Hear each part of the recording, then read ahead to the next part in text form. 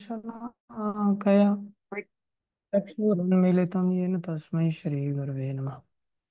श्रीचैतन्यमनोभीष्टं स्थापितं येन भूतले स्वयं रूपकदा मह्यं ददाति स्वपदान्तिकम्।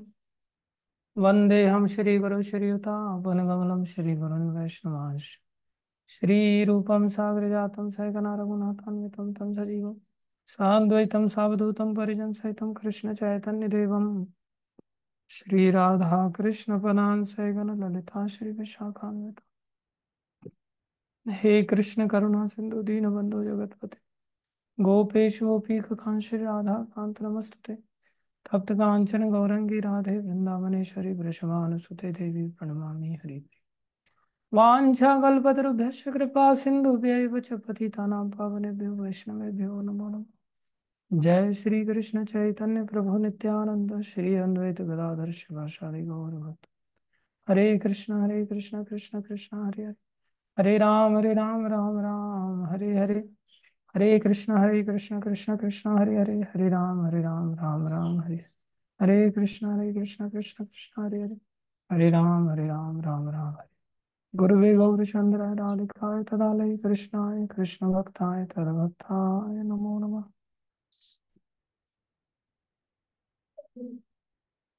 हरे कृष्ण।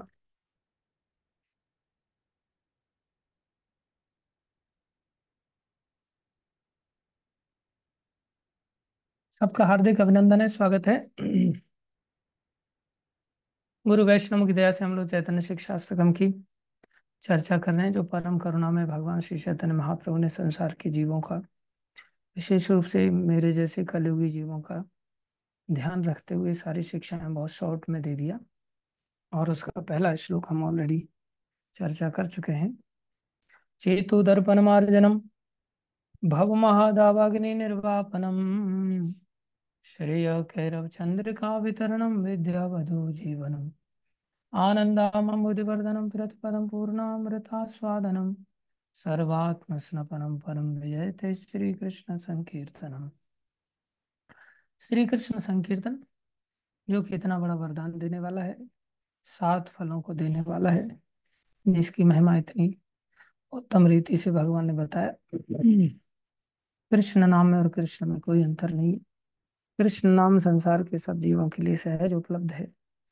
तपस्विनी स्त्री के लिए तो भगवान का अवतार हुआ, अहिल्या के लिए, लेकिन भगवान के नाम का अवतार संसार में सब जीवों के लिए हुआ है। और नाम की इतनी बड़ी महिमा है। लेकिन उसके तुरंत बाद ही दूसरा श्लोक, जब नाम की इतनी महिमा पहले ही श्लोक में गा दिया, तो दूसरे श्लोक में भगवान ने और बल दिया कि भैया नाम नामकारी बहुता निज सर्वशक्ति तत्र अर्पिता। ऐसा नाम में सारी शक्तियां अर्पित कर दी। नाम ऐसे ही शक्तिशाली नहीं बन गया, नाम को भगवान ने अपनी सारी शक्तियां अर्पण की हैं। नाम को महत्व देकर के भगवान ने, और इतना बड़ा वरदान के नियम आदि का कोई नियम कानून भी नहीं रखा। स्मरण करने के लिए कोई नियम कानून नहीं रखा। कोई भी व्यक्ति किसी भी दशा में जैसे तैसे करके भगवान का आश्रय ले सकता है। उसके बावजूद भी अब देखा जाए तो दूसरे श्लोक में जो शक्ति का वर्णन कर रहा है, वो शक्ति पहले ही श्लोक में वर्णन की जा चुकी है कि भाई पहले श्लोक में ही इतना शक्तिशाली नाम है कि 7 फल दे सकता है। दूसरे श्लोक में ये सारी बातें वर्णन करने की क्या आवश्यकता थी। और भगवान ने बल दिया कि देखो ऐसा शक्ति ना शक्तिशाली नाम, और इसमें कोई नियम कानून नहीं। कितनी बड़ी छूट। बोले छूट होने के पश्चात भी व्यक्ति को लाभ क्यों नहीं मिलता। फिर समस्या क्या है। बोले एकमात्र समस्या वो है दुर्दयी, दुर्भाग्य हम सब जीवों का। कौन सा दुर्भाग्य है। बोले एकमात्र दुर्भाग्य है जो नाम के प्रति अपराध करने से होता है। जिसके कि पहले नाम अपराध की हम चर्चा कर चुके हैं, दूसरे नाम की भी अपराध की चर्चा कर चुके हैं, तीसरा नाम अपराध चल रहा है। ये सब की जड़ वास्तव में देखा जाए तो पहला ही नाम अपराध है। लेकिन आगे जैसे जैसे भक्त चलता चला जाता है, उसको नाम अपराधों का समझ बहुत क्लियर होना चाहिए। लेकिन हम लोग प्राय ऐसी क्लियर अंडरस्टैंडिंग नहीं ले पाते। तो महाप्रभु इस श्लोक के माध्यम से दुर्दैव शब्द को समझा रहे हैं। और आचार्यों ने इस दुर्दैव शब्द की परिभाषा नाम अपराधों के रूप में बड़े विस्तार से समझाया है। जिसमें कि कल हमने बहुत सारी चर्चाएं की थी कि किस प्रकार से हम लोग गुरु के प्रति अपराध की संभावनाएं लेकर के चलते हैं। और कुछ लोगों की ऐसी धारणा होती है कि अरे, गुरु जी के प्रति कौन अपराध कर सकता है, गुरु तो इतने महान हैं, हम इतने तुच्छ हैं, गुरु के प्रति कैसे अपराध हो सकता है। हाँ, गुरु का तुम कुछ बिगाड़ नहीं सकते, लेकिन अपना जरूर बिगाड़ लेते हैं हम लोग अपराध करके। जैसे कोई कहे सूर्य का कोई व्यक्ति क्या बिगाड़ सकता है, हाँ सूर्य का तो नहीं बिगाड़ सकते, सूर्य इतने महान है। कोई सोचे मैं सूर्य के ऊपर थूकने का प्रयास करता हूँ तो सूर्य तक पहुंच जाएगा, नहीं पहुंच पाएगा। लेकिन अपने ऊपर थूक लौट के जरूर आएगा, अपने ही मुंह पर वो गंदगी पड़ेगी। हमें गुरु के प्रति अपराध करने का दुस्साहस भी नहीं करना चाहिए, लेकिन हम अज्ञानता के कारण अपराध कर बैठते हैं। इसलिए चर्चा हम सभी को समझाने के लिए है। आचार्यों ने हम सबको ये बातों को समझाया बड़ी स्पष्टता से कि हम लोग गुरु के प्रति फिर दुस्साहस कैसे कर लेते हैं अपराध करने का, बोले भौतिक दृष्टिकोण के कारण। गुरु जी को जब अपने जैसा ही मान लेते, जैसे यथा दृष्टि तथा सृष्टि, उनके प्रति भौतिक भावना ले आते हैं, उनके प्रति भौतिक दृष्टिकोण ले आते हैं। जैसे गुरु जी का बीमार होना, अगर गुरु जी बीमार हो जाएं तो मन में विचार आता है। जैसे प्रभुपाद जी से गुरु महाराज ने प्रश्न किया था, प्रभुपाद आप शुद्ध भक्त हैं भगवान के, तो आप बीमार क्यों हैं? तो प्रभुपाद जी ने कहा तुम्हारे कारण। तुम शिष्यों को बोले मैं पाप लेता हूँ इस कारण से। खैर, गुरु जी के तो कोई पाप ऐसे नहीं थे, लेकिन प्रभुपाद जी ने इस प्रकार से समझाया। तो हम लोग कई बार संशय ग्रसित होते हैं कि भक्त बीमार क्यों हो जाते हैं, या भगवान के शुद्ध भक्त बीमार क्यों हो जाते हैं, गुरु बीमार क्यों हो जाते हैं। अरे भाई, कोई गाड़ी अगर चल रही है और उस गाड़ी का अगर टायर पंचर हो जाए, तो क्या ड्राइवर को पंचर हो गया? ड्राइवर उस टायर से बिल्कुल अलग है। इसलिए टायर पंचर किसी देश काल परिस्थिति के कारण हो गया, तो इसका मतलब ये नहीं कि ड्राइवर अफेक्टेड हो गया उससे।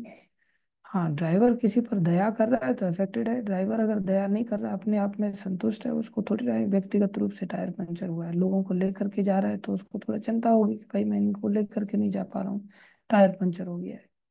इसी प्रकार गुरु जी का जो शरीर है, हालांकि वो भी चिन्मय हो जाता है, लेकिन हमें ये समझ होना चाहिए कि गुरु आ, शरीर के कष्टों से प्रभावित नहीं होते। जैसे हम शरीर में देहासक्ति लेकर के चलते हैं तो देहासक्ति से प्रभावित हो जाते हैं, गुरु प्रभावित नहीं होते। जैसे ध्रुव महाराज इस संसार से जब जाने लगे तो काल आ गया। काल आ गया तो काल कह रहा है भैया, इस प्रकृति का नियम है, भगवान की सृष्टि का नियम है कि कोई भी व्यक्ति यहाँ से जाता है तो मेरे को स्पर्श करके जाता है, लेकिन आप भगवान के भक्त हैं, आपके सिर पर तो मैं आ नहीं सकता, लेकिन आप तो मेरे सिर पर पैर रख करके जा सकते हैं। उससे क्या होगा, आपका और मेरा दोनों का स्पर्श हो जाएगा, प्रकृति का नियम भी रह जाएगा, और आप जो है मेरे सिर को सीढ़ी बना करके चढ़ जाइए विमान में। उन्होंने वैसा ही किया, क्योंकि वो भगवान की सृष्टि का नियम है। इसी प्रकार गुरु संसार में कई बार बीमार हो जाते हैं, तो ये उनकी प्रकृति के नियमों को स्वीकार करने की वृत्ति को प्रदर्शित करते हैं कि चलो भगवत इच्छा से हम बीमार हो गए। अन्यथा वो उनकी आसक्ति ऐसी नहीं है कि जैसी संसारी व्यक्ति की होती है, या संसारी व्यक्ति के ऊपर जैसे काल प्रभाव डालता है ऐसे गुरु जी के ऊपर भी बीमारियां प्रभाव डालें, ऐसा नहीं होता। वो कई बार किसी डॉक्टर का उद्धार करने के लिए कोई ऐसी बीमारी को ले लेते हैं, जिससे कि उस डॉक्टर के पास पहुंच जाते हैं, उस डॉक्टर को हरी चर्चा करते हैं और उसकी दवाइयों को लेने का मात्र नाटक कर देते हैं, जिससे उस डॉक्टर का उद्धार हो जाता है, उसको सेवा करने का मौका मिल जाता है। भक्तों को भी सेवा करने का मौका मिल जाता है। सेवा ग्रहण करने के लिए भगवान के जो शुद्ध भक्त हैं कई बार इस प्रकार की लीला कर सकते हैं। तो ऐसा होता है। तो हमें ध्यान रखना होगा कि गुरु जी को हम भौतिक स्तर से जैसे संसारी लोगों को देखते हैं उस प्रकार से नहीं देखें। दूसरा कारण भी है कि बीमार होते भी हैं तो बोले वो गुरु के अपने अपराध नहीं होते। कोई कहे गुरु जी आप शुद्ध भक्त हैं, आपके कर्म कैसे हैं कि आपके कर्म निकल रहे हैं अभी। ऐसा नहीं होता, गुरु के कर्म नहीं निकलते, कर्म तो हमारे निकलते हैं गुरु जी के माध्यम से। जैसे कई बार कोई बालक होता है और बालक किसी के घर के खिड़की पर पत्थर मार देता है और किसी घर वाले की खिड़की टूट जाती है, तो वो बाहर निकलता है, बाहर निकल के अच्छा इस बच्चे ने पत्थर मारा है, तो उस बच्चे को लेकर के गोली नहीं मारता, उस बच्चे को लेकर के झगड़ा नहीं करता, वो बच्चे को लेकर के उसके माँ बाप के पास पहुंचता है। तुम्हारा बच्चा ऐसा है, तुम उसको संभाल के क्यों नहीं रखते, इसको मैनर्स नहीं, इसको सिखा नहीं सकते क्या? तो उस बच्चे का किया कराया माँ बाप को झेलना पड़ता है। इसी तरह से हम लोगों के जो दुष्कर्म होते हैं वो गुरु जी को झेलने पड़ते हैं, क्योंकि हम बच्चे हैं। बच्चे लोग बदमाशी कर देते हैं, वो परिणाम में गुरु के पास जाता है। भगवान देखता है, अरे तुम्हारा बालक ऐसा कर रहा है, तुम्हें होश नहीं है, तुम्हें शिक्षा देनी चाहिए। इस प्रकार भगवान गुरु जी को उस चीज का कई बार दंड देते हैं। तो यह हमें समझना होगा कि गुरु जी के ऊपर उनके कर्मों का प्रभाव नहीं होता, गुरु जी के ऊपर हमारे ही कर्मों का प्रभाव होता है। तो गुरु जी को भौतिक दृष्टिकोण से, हमें संसारी दृष्टिकोण से नहीं देखना चाहिए कि वो कर्म के प्रभाव से बंधन में बंध रहे हैं, या उनके कर्मों के कारण बीमार हो रहे हैं, या उनके, हाँ, शरीर में उनको कष्ट हो रहा है तो उनकी आत्मा को भी कष्ट पहुंच रहा है। ये हमारा भौतिक दृष्टिकोण है। कई बार लोग भौतिक दृष्टिकोण से ऐसा भी देख, अच्छा ये गुरु जी का तो रंग काला है, इनसे दीक्षा नहीं लेंगे क्योंकि काले हैं ये तो। और जो गोरे चिट्टे गुरु जी बोले उनसे दीक्षा लेंगे। अच्छा ये इंडियन गुरु हैं और वो विदेशी गुरु हैं, विदेशी गुरु से दीक्षा लेंगे, इंडियन गुरु जी से क्यों दीक्षा लेंगे, विदेश जाने का मौका मिलेगा। ये सब भौतिक दृष्टिकोण। अच्छा ये गुरु जी के तो इतने अनुयायी हैं, इतनी भीड़ लगती है इनके हाथ तो, अच्छा इनसे दीक्षा लेंगे। भेड़ चाले बोले, ये भौतिक दृष्टिकोण है, भेड़ चाल को समझना। तो काला होना, गोरा होना, अच्छा ये तो लाल कपड़े वाले सन्यासी गुरु हैं और ये तो गृहस्थी गुरु हैं, इसलिए सन्यासी गुरु से दीक्षा लेंगे और गृहस्थी गुरु से नहीं दीक्षा लेंगे। ऐसा नहीं है। गुरु गृहस्थी भी हो सकता है, सन्यासी भी हो सकता है, कोई भी हो सकता है। अच्छा ये तो जाति से ब्राह्मण है और ये जाति से चांडाल है, अरे चांडाल हो ब्राह्मण हो वैष्णव है ना, नाम का आश्रय लिया है, ये हमारे भौतिक दृष्टिकोण है। अच्छा इन्होंने तो लाल कपड़ा पहना हुआ है, ये सफेद कपड़े वाले, लाल कपड़े की बहुत इज्जत होती है, इनके साथ में रहूंगा तो मेरी भी इज्जत होगी। हर व्यक्ति अपना फायदा देख करके इस प्रकार से गुरु का आश्रय लेता है। तो लाल कपड़ा सफेद कपड़ा ऐसा देख करके गुरु का आश्रय लेना, ये भौतिक दृष्टिकोण है। डिफरेंशिएट करना, ये तो हीन गुरु हैं और ये महान गुरु हैं। अरे हीन गुरु महान गुरु क्या होता है, गुरु गुरु होता है। ऐसा नहीं सोचना चाहिए, ये भौतिक दृष्टिकोण है। तो हम लोग प्राय गुरु जी की निंदा करते हैं, ये सब निंदा का ही दृष्टिकोण है।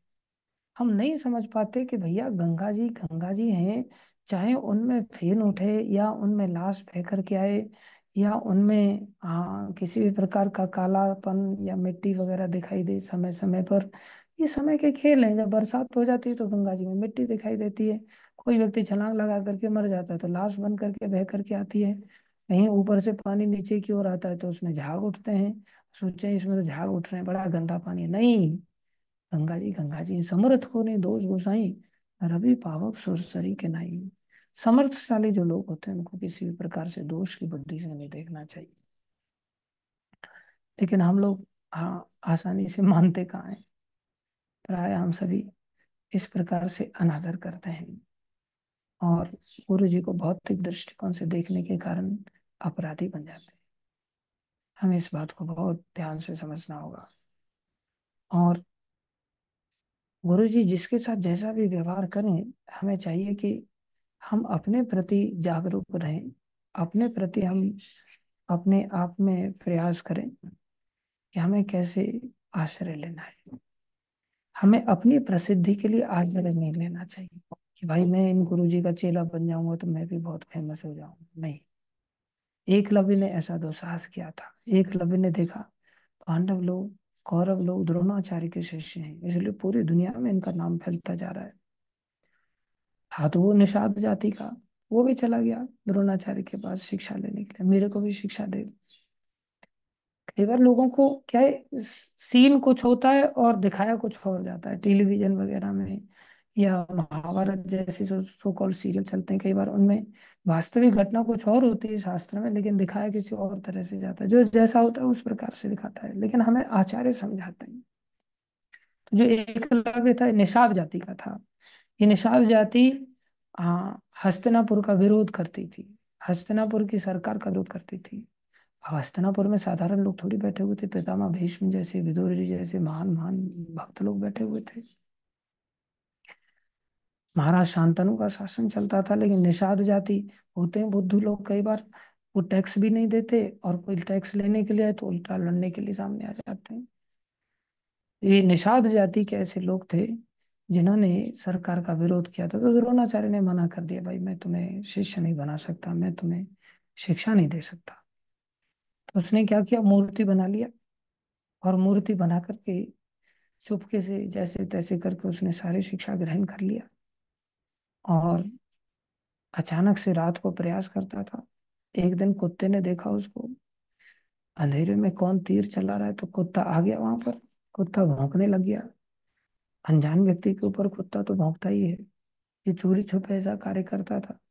तो इसने क्या किया, कुत्ते को चुप करने के लिए ऐसे तीर मारे कि कुत्ते के मुंह को तीरों से भर दिया। और कुत्ता बेचारा उन तीरों को लेकर के भटकते भटकते द्रोणाचार्य के कैंप में आ गया। और द्रोणाचार्य ने देखा, ओहो हो, ये किस बेवकूफ ने काम किया है।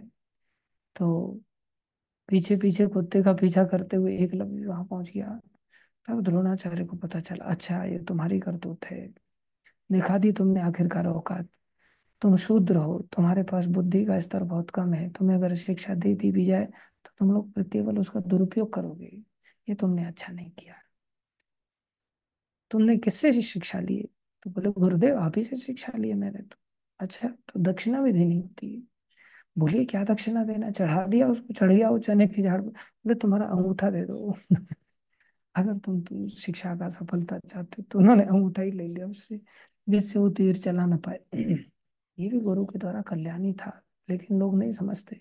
अगर अंगूठा नहीं लेते तो न जाने कितने बेजुबान जीवों को बेचारे मुंह को बांध देता हो, जिसको मुंह देखता उसके मुंह में तीर मारता। किसी की जबान खुलने ही नहीं देता हो, उसके खिलाफ जो भी बोलता उसके मुंह में तीर मार देता हो। चाहे उसके लिए कोई व्यक्ति सही बोल रहा है गलत बोल रहा है, उसको कोई सेंस ही नहीं काम करता। निषाद जाति के कारण वो ऐसी बुद्धिहीन अवस्था में पैदा हुआ, ऐसे संस्कार उसको प्राप्त नहीं हो पाए बेचारे। निषाद जाति बुरी नहीं है, अगर वहां संस्कार प्राप्त हो जाए। कोई भी जाति में संस्कार प्राप्त हो जाए, हम परंपरा के निर्देशन में काम करें तो अच्छी बात है। लेकिन जब स्वतंत्रता का कोई व्यक्ति दुरुपयोग करता है तो फिर गड़बड़ हो जाता है। हमें ऐसे शिष्य होने चाहिए, ऐसा शिष्यत्व तो स्वीकार करना चाहिए कि हम अपनी प्रसिद्धि के लिए नहीं जुड़ रहे हैं गुरु जी से, अपना कल्याण करने के लिए जुड़ रहे हैं। जैसे धौम्य ऋषि के शिष्य थे। धौम्य ऋषि के तीन शिष्यों का वर्णन आता है। एक अरुणि शिष्य थे, एक वेद शिष्य थे, एक उपमन्यु शिष्य थे। तीन शिष्य थे। अरुण शिष्य ऐसे थे, उनको गुरुजी ने आज्ञा दिया, बेटा ये खेत में पानी फूट गया है, थोड़ा इसको पानी को रोक दे। अब गए बेचारे, पानी रोकने का प्रयास कर रहे हैं, पानी का बहाव इतना ज्यादा, मिट्टी डालें उससे पहले ही मिट्टी बह जाए।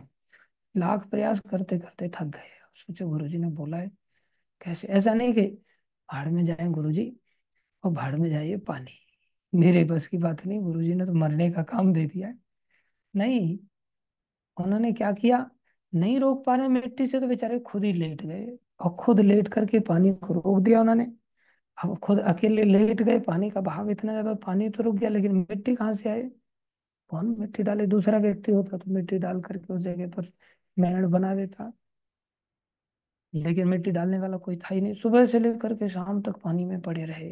गुरुजी सोच रहे हैं, पानी रोकने के लिए बोला था उसको, अभी तक वापस नहीं आया। पहुंचे, जाकर के देखा, ओहो पानी में लेटा हुआ है। बेटा तो ऐसे कैसे लेट गए? बोले, गुरुदेव मेरे से पानी रुका ही नहीं। लेकिन आपका आज्ञा था, कितनी आज्ञा का पालन करने का चेष्टा किया। ऐसी चेष्टा सच्चे शिष्य लोग करते हैं, मेरे जैसे ढोंगी व्यक्ति नहीं कर पाते। दूसरे शिष्य थे वेद। वो इतने अच्छे थे, वो भी बड़े तपस्वी थे। उन्होंने भी गुरु जी के आधार आज्ञा अनुसार कार्य किया और बड़ी तपस्या के साथ भगवत प्राप्ति किया, उनका भी बड़ी प्रसिद्धि हुई। तीसरे शिष्य थे उपमन्यु। उपमन्यु शिष्य ऐसे थे जो शरीर से बड़े मोटे ताजे थे। तो गुरुजी ने उसको बुलाया। प्रायः आश्रम जीवन या भक्ति का जीवन तपस्या का जीवन होता है, और शरीर के लिए भारीपन ये अच्छा नहीं है। फिर आदमी भारी होकर के बैठ ही जाता, उठना बैठना उसके लिए कार्य करना बहुत मुश्किल हो जाता है। हाँ, भीमसेन जैसा भारीपन होना अलग बात है कि वो खाते भी अच्छा थे और कार्य भी अच्छा करते थे। प्रायः भारी लोग वो हो जाते हैं जो कार्य नहीं करते और खाते ज्यादा हैं। तो उपमान्य का शरीर थोड़ा सा मोटा था, तो गुरु जी की बार बार नजर जा रही थी उपमन्यु के शरीर पे, बोलिए बहुत मोटा हो रहा है। तो गुरु जी ने पूछा, अरे तू इतना मोटा कैसे हो रहा है, आश्रम में रहते हो, तपस्या नहीं करता, क्या दिक्कत है? बोले गुरुदेव, मेरे को जो भिक्षा मिलती है मैं वही खाता हूँ। भिक्षा मिलती है तू खा लेता है, मत खाया कर, जो भिक्षा मिलती है मेरे को लाके जमा किया कर। तो गुरु जी उसे पतला करना चाह रहे थे। तो उन्होंने क्या किया, भिक्षा लाकर जो आ गया गुरुदेव, बड़ा सरल था, वो ला करके भिक्षा गुरु जी को देने लग गया। फिर भी देखा, बोले मोटापा कम नहीं हो रहा है। तो गुरु जी ने पूछा, उपमन्यु अभी भी तुम मोटे हो, अभी भी तुम्हारे अंदर कोई कमी नहीं पड़ी, क्या कारण है, क्या खाते हो? बोले गुरुदेव, जो भिक्षा मिलती है पहले तो आपको ला करके दे देता हूँ, और आपको देने के बाद फिर जो भिक्षा मिलती है उसे मैं अकेले अकेला खा लेता हूँ। दोबारा भिक्षा मांगने के लिए जाता हूँ, पहली भिक्षा आपको ला के दे देता हूँ, दूसरी वाली भिक्षा को मैं खाता हूँ, अपने लिए लेकर के आता हूँ। बोले किसने कहा तेरे को अपने लिए अलग से भिक्षा मांगने का? कई बार भक्त लोग ऐसा करते हैं, जो भी डोनेशन मिलता है कुछ डोनेशन ले जाकर गुरुदेव को दे देते हैं, कुछ डोनेशन अपनी पॉकेट में रख लेते हैं और अपनी व्यवस्था बना करके जीवन जीते हैं। वो बोले ये ठीक नहीं, तेरे को किसने बोला भिक्षा मांगने के लिए? ऐसे तू अलग से भिक्षा मत मांगा कर, जो भी भिक्षा ला करके देता दोबारा भी मांगता वो भी मेरे को ही ला करके दे दिया कर। कई बार समाज में ऐसे गुरु भी हैं मेरे जैसे, जो अपना लालच देखते हैं, ठीक है ये चेला बहुत बढ़िया है, मेरे को तो दे ही देता है, तू भी कमीशन खा ले अलग से, कोई दिक्कत नहीं, ये बहुत खतरनाक है। तो गुरु जी ने डांट दिया। लेकिन उपमन्यु को देखा फिर भी मोटापा कम नहीं हो रहा है। होते हैं कुछ भक्त लोग, बोले प्रभु जी मैं पतला होना चाहता हूँ, तो मीठा छोड़ दे, मीठा भी छोड़ दिया फिर भी पतला होने का नाम नहीं लेते, उल्टा 2-4 किलो बढ़ ही जाता है। बोले मीठा छोड़ने के बाद भी कैसे बढ़ रहा है भाई, कुछ ना कुछ गड़बड़ झाला चलती रहती। बोले प्रभु जी मैंने कुछ नहीं खाया, लेकिन जिसके घर पे कार्यक्रम था वो बेचारा पीछे पड़ गया, वहां जाके खाना पड़ गया, मेरी क्या गलती है? नहीं खाते तो इसकी भावना टूट जाती बेचारे की। कितना उदार दृष्टिकोण से लोग अपने पेट को बढ़ाए रखते हैं।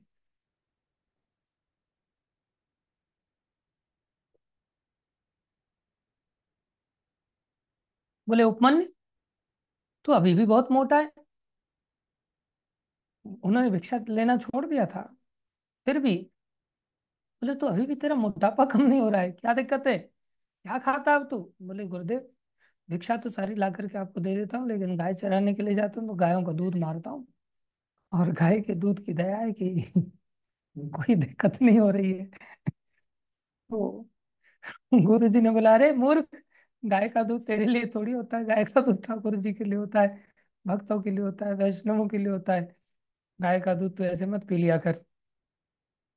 बोले जो आ गया गुरुदेव, आकर के गाय का दूध सब निकाल निकाल करके ठाकुर जी को देने लग गया, फिर भी शरीर कम नहीं हुआ। तो गुरु जी पूछ रहे, अरे तू अभी भी मोटा है, अब क्या खाता है? बोले गुरुदेव जो बछड़ा दूध पीता है ना, और बछड़ा दूध पीते पीते अब नीचे जो झाग गिराता है तो उसके साथ थोड़ा बहुत दूध गिरता रहता है। बोले अब मैं उसी को पीता हूँ, एक दो गाय थी थोड़ी थी, सैकड़ों गाय थी, सैकड़ों गायों को झाग पी पी करके, बोले उसी से मेरा काम चल जाता है गुरुदेव, शरीर में कोई दिक्कत नहीं। बोले अरे मूर्ख, वो गाय का जो झाग निकलता है बछड़े का अशुद्ध होता है, ऐसे उसको नहीं पीना चाहिए।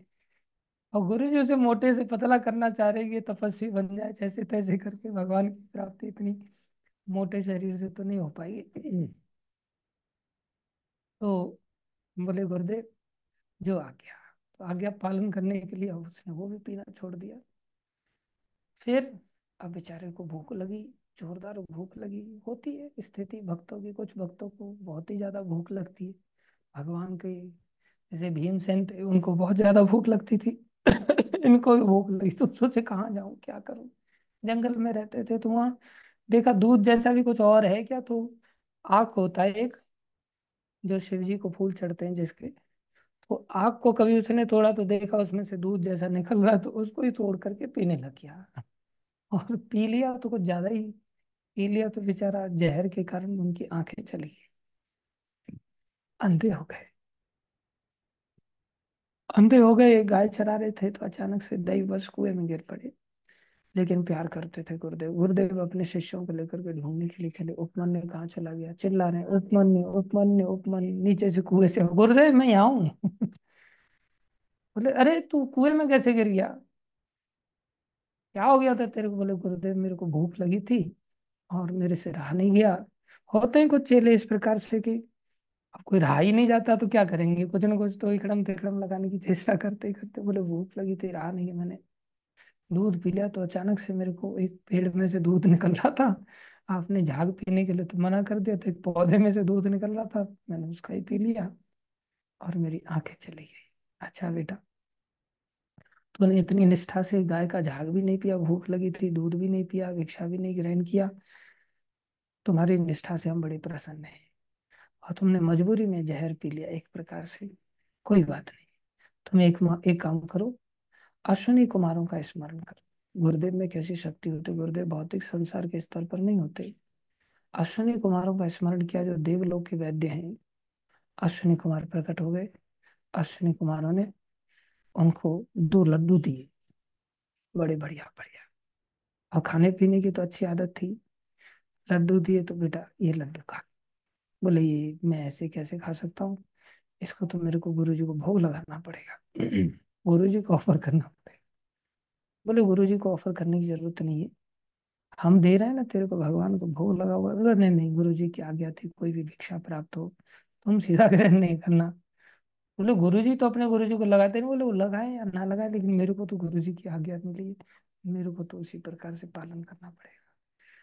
तो गुरु जी ये बात ऊपर सुन रहे थे, गुरु जी बड़े प्रसन्न हुए। बोले बेटा खा ले, दोनों लड्डू खा ले, कोई बात नहीं। जैसे ही लड्डू खाए, आंखें आ गई वापस, दिव्यता को प्राप्त हो गए। गुरु जी को प्रणाम किया, गुरु जी ने आशीर्वाद दिया, बहुत बड़े महान भक्त बने। इस प्रकार से उपमन्यु की ये घटना आती है, जिससे हमें सीखने को मिलता है कि हम अपनी प्रशंसा के लिए, अपनी प्रतिष्ठा के लिए कार्य नहीं करते। हमें गुरु जी की आज्ञा का पालन करने के लिए कार्य करना होता है, गुरु जी की सेवा करने के लिए पालन करना होता है। सबसे बड़ा आदर है आज्ञा का पालन, और सबसे बड़ा अनादर है अवज्ञा करना। हाँ, आज्ञा का पालन भी अलग अलग स्तर पर होता है।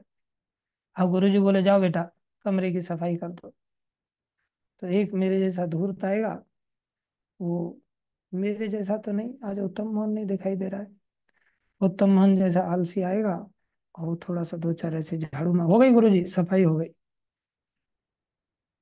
गुरु जी देखें, अच्छा जाले लगे हुए हैं दीवारों पर, कमरे के दरवाजे सब गंदे पड़े हैं, नीचे भी एक जगह झाड़ू लगा है, दूसरी जगह कचरा पड़ा हुआ है अभी भी। होता है ना, झाड़ू लगाते समय जिस एरिया में झाड़ू लगा उतना तो लग जाता है, और झाड़ू के पीछे वाला हिस्सा वहां पर धूल जमी रह जाती है। अरे यहाँ कैसे रह गया, गलती हो गई, बाद में चल करके व्यक्ति। और मेरे जैसा व्यक्ति क्या झाड़ू लगाना, ऊपर से चादर बिछा दो बस, हो गई सफाई, गुरु जी आ जाइए। और दुनिया भर की दुर्गंध आ रही है, नीचे कॉकरोच मरे पड़े हैं, झाड़ू लगाया नहीं, ऊपर से चादर बिछा दिया बस। बहुत सारे लोग ऐसा करते हैं। अपना बिस्तर सीधा कभी झाड़ेंगे नहीं, सीधा ऐसे फोल्ड करेंगे, और फोल्ड करके उसके ऊपर एक चादर मार देंगे, बस हो गया, ले झड़ गया, कितना अच्छा लग रहा है। तो इस प्रकार से कोई व्यक्ति आदेश का पालन करता है, तो आदेश का पालन करने वालों के भी अलग अलग स्तर होते हैं। आदेश का पालन तो सभी करते हैं, लेकिन जो बहुत अच्छी तरह से पालन करता है वो गुरु का उतना ही कृपा पात्र बन जाता है। जो उस प्रकार से पालन नहीं करता, उसको उतनी कृपा नहीं मिलती। एक्चुअली में क्या होता है ना, हम गुरु जी के साथ कई बार रहते हैं ना, विशेष रूप से जो साथ रहने वाले, रात दिन साथ रहने वाले लोग होते हैं ना, वो ऐसी गलतियां बहुत सहजता से करने लग जाते हैं। क्योंकि गुरु जी और भगवान ये एक प्रकार से अग्नि की तरह होते हैं। अग्नि की तरह होने के कारण इनके ज्यादा नजदीक रहने पर हम जल जाते हैं। बहुत ज्यादा नजदीक भी नहीं रहना चाहिए, और बहुत ज्यादा दूर भी नहीं रहना चाहिए। नजदीक रहने से समस्या क्या होती है, हमारे ऐसे प्राय अपराध बन जाते हैं। और कहावत भी है ना कि फेमिलियरिटी ब्रेड्स कंटेमिनेशन। जब हमको ज्यादा ही नजदीक चले जाते हैं, तो फिर हम सहजता से ले लेते हैं, इजीली ले लेते हैं। जैसे इंद्रदेव थे, देवलोक में भी देखो, देवराज इंद्र हैं, और अप्सराएं नृत्य कर रही हैं, गाने वाने बज रहे हैं, म्यूजिशियन म्यूजिक बजा निकाल रहे हैं। और उसी समय बृहस्पति रोज ही आते आते थे दरबार में। गुरु बृहस्पति आए, और गुरु बृहस्पति को प्रणाम ही नहीं किया, उनकी ओर ध्यान ही नहीं किया। ध्यान नहीं किया तो अपराध लग गया, इतने से ही अपराध लग जाता है। परिणाम क्या हुआ, सारी संपत्ति से विहीन हो गए। अब कोई बाहर का व्यक्ति अपराध नहीं करता, शिष्य लोग ही अपराध करते। रामचंद्रपुरी थे, ईश्वरपुरी जी थे, दो शिष्य हुए माधवेंद्रपुरी जी महाराज के। ईश्वरपुरी जी महाराज बड़ी सेवा करते थे, लेकिन रामचंद्रपुरी कोई सेवा नहीं करते थे।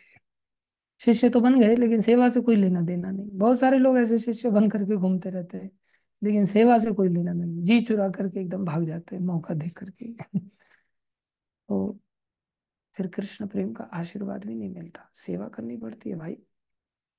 माधवेंद्रपुरी जी का मल मूत्र वगैरह सब धोया ईश्वरपुरी जी महाराज ने, अंत में आशीर्वाद दिया। और अंत समय में कई बार नंबर कमाने के लिए लोग आ जाते हैं, माधवेंद्रपुरी जी के पास ईश्वरपुरी जी भी आ गए, ये रामचंद्रपुरी भी आ गए। और रामचंद्रपुरी देख रहे हैं, हा नाथ हे रमानाथ हे कृष्ण हे मथुरानाथ, इस प्रकार से ईश्वरपुरी जी महाराज भगवान, ये माधवेंद्रपुरी भगवान को पुकार रहे हैं, अंतिम समय भगवान का ध्यान कर रहे हैं। रामचंद्रपुरी, अरे आप क्या ध्यान कर रहे हैं, रो रहे हैं आप लोग, रोने से क्या होगा, इससे ज्यादा आप निराकार का ध्यान कीजिए। माधवेंद्रपुरी को बड़ा क्रोध, दुष्ट, तो मेरे को निराकार का ध्यान, मैं अपने प्रभु का ध्यान करूं तो निराकार का ध्यान करने का मेरे को उल्टा उपदेश दे रहा है, चल दफा हो जाए यहाँ से। रामचंद्रपुरी अपराधी कहलाए, हृदय कठोर हो गया, कृष्ण प्रेम नहीं मिला, उन्होंने आगे चल के चैतन्य महाप्रभु का भी अपराध किया।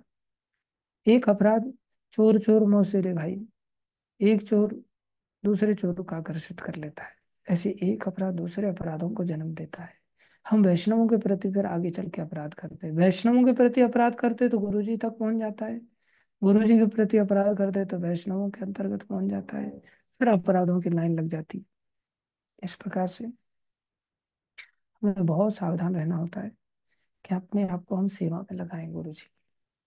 लेकिन सेवा में लगाते हैं तो सेवा में पास में रहते हैं कई बार, तो फिर वो समस्या पैदा हो जाती है। प्रभुपाद जी इस बात को रियलाइज करते थे। प्रभुपाद जी के एक शिष्य थे, उन्होंने कमरा साफ किया प्रभुपाद जी का, उसमें प्रभुपाद जी का फोटो रखा हुआ था।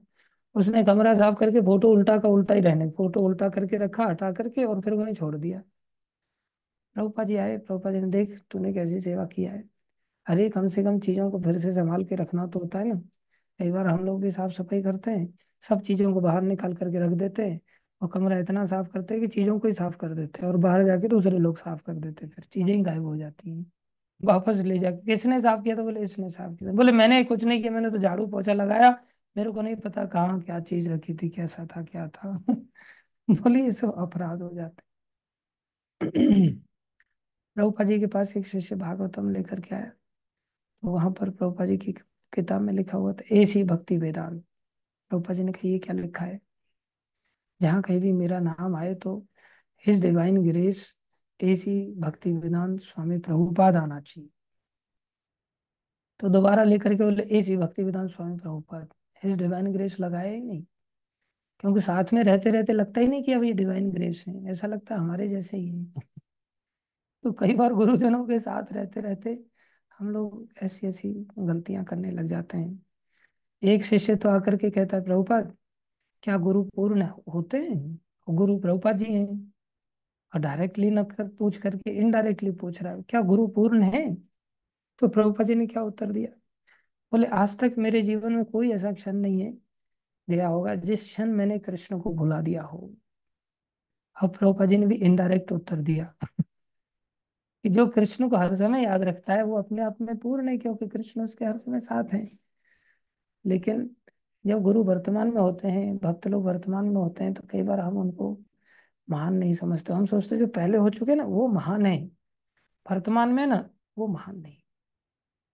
एक शिष्य प्रभुपा जी का आ, एक देश से दूसरी जगह पर जब जाते हैं तो इमिग्रेशन फॉर्म भरना होता है, तो उसमें प्रभुपा जी का नाम वगैरह एड्रेस वगैरह सब चीजें लिख रहा था। तो प्रभुपा जी को पूछता है, प्रभुपाद आपने कोई क्रिमिनल एक्ट किया है क्या आज तक, आपने कोई क्राइम किया है क्या जीवन में। पास में भगवान प्रभु खड़े थे, हमारे वृंदावन वाले भगवान प्रभु नहीं, उस समय प्रभुपा जी के शिष्य भगवान दास जी थे। तो उनको प्रभुपा जी कहने लगे, देखो मैं ऐसे लोगों के बीच में खड़ा हूँ, हाँ, जिन पर मैं विश्वास नहीं कर सकता। कितने खतरनाक लोग हैं ये लोग। मेरे को उल्टा पूछ रहे हैं कि आपने कोई क्राइम किया है क्या। ये पूछने वाली बात है क्या? ये तो उल्टा फॉर्म में लिख देना चाहिए, कोई क्राइम नहीं किया है। ये गुरु को ही पूछ रहे हैं कि आप पूर्ण हैं क्या। गुरु को ही पूछ रहे हैं आपने कोई क्राइम किया है क्या। कैसी विचित्र स्थिति हो जाती है कई बार। प्रभुपा जी बोले इन लोगों को भरोसा मैं कैसे करूं, कितना खतरनाक है, कितना डेंजर है मेरे लिए इन लोगों के बीच में रहना। गुरुजन देखो कितने बड़े दया करके, कैसी भावना प्रदर्शित हो रही है एक प्रकार से। तो ये कितनी बड़ी इमेच्योरिटी है, जो प्राय हम सभी लोग भी इस प्रकार से भावनाएं प्रदर्शित करने लग जाते हैं। गुरु जी भी पहले तो खूब घुल खिलाए होंगे इन्होंने, अभी ये संत बने हैं, अभी सन्यासी बने हैं। पहले का क्या पता, अब पहले के कर्म निकल रहे हैं इनके, बीमार हो रहे हैं, ऐसा है वैसा है। अरे जैसे भी हैं, उनका भगवान के साथ नाता है। तुम्हें ये सब चीजें देखने का अधिकार नहीं, और ये चीजें देखने का अधिकार ना केवल गुरु के अंदर। कई बार व्यक्ति क्या सोचता है, व्यक्ति सोचता है कि हाँ, शुद्ध भक्तों की संगति करनी है भाई। और जो कनिष्ठ भक्त है ना, मध्यम भक्त है ना, ये लोग तो उस प्रकार के शुद्ध भक्त है ही नहीं। और बोले शुद्ध भक्तों को तो मिलना ही बहुत कठिन है। गीता में भगवान कहते हैं वासुदेवम सर्वमिति स महात्मा सुदुर्लभ। हम ऐसे शुद्ध भक्तों की संगति कैसे करेंगे, ये तो बहुत कठिन हो गया है। चैतन्य चरितामृत में कृष्णदास कविराज गोस्वामी बताते हैं, अरे जो कनिष्ठ भक्त है, अगर उसके स्तर के नियम कानून जो उसके लिए दिए गए हैं, अगर उनको वो अच्छी तरह से पालन करता है तो वो भी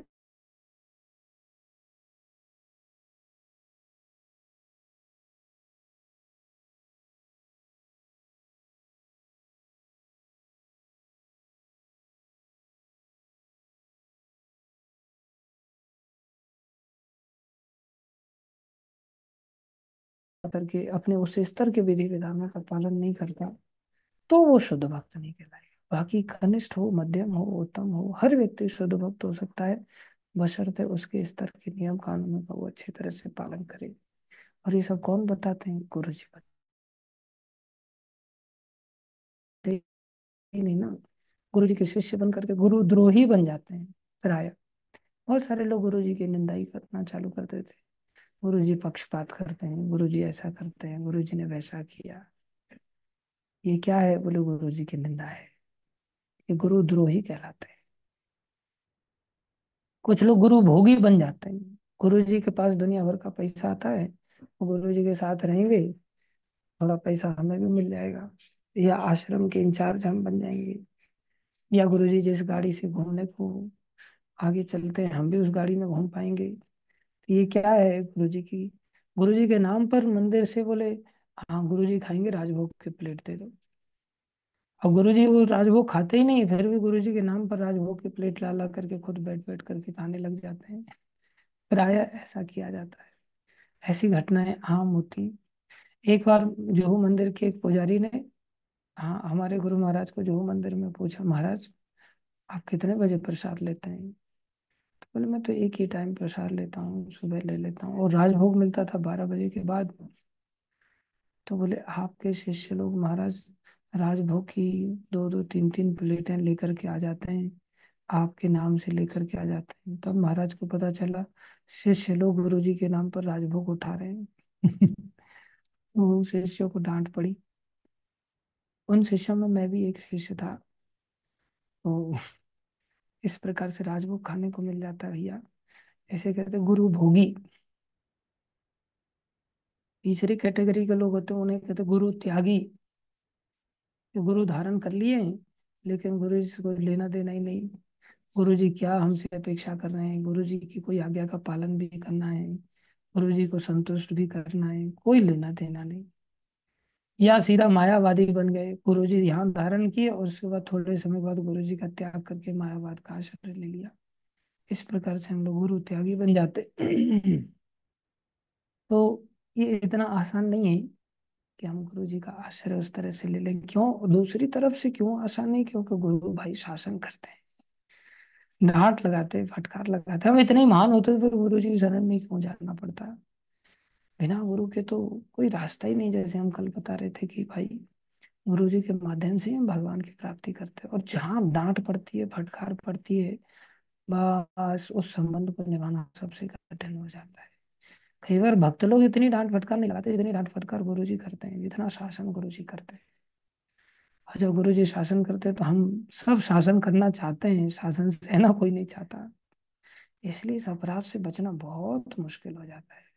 फिर हम गुरु जी का त्याग कर देते हैं और सोचते गुरु जी तो है ना, एकलव्य की तरह फोटो में है ना, एकलव्य की तरह मूर्ति में है ना। अरे मूर्ति का भी समय थोड़ी आया, प्रत्यक्ष भी तो है, थोड़ा जा करके उनसे मार्गदर्शन ग्रहण करना चाहिए। लेकिन इतना आसान नहीं होता, इतना आसान नहीं होता। निरंतर महिमा का श्रवण करते रहना पड़ता है, तब जाकर के व्यक्ति टिका रहता है।